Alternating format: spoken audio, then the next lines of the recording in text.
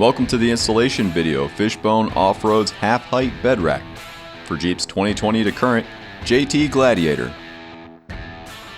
Step 1.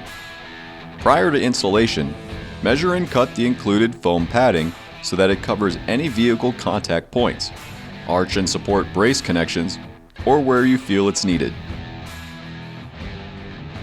Step 2. Begin placing the arches onto the bed.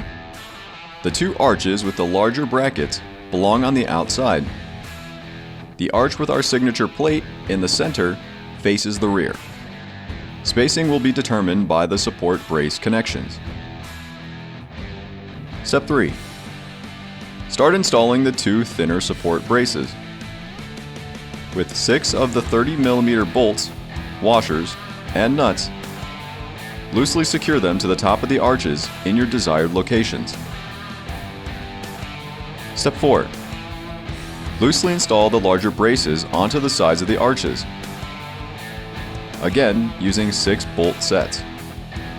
Step 5. Slide the braces around to your liking and tighten them down using a 19mm socket. Step 6.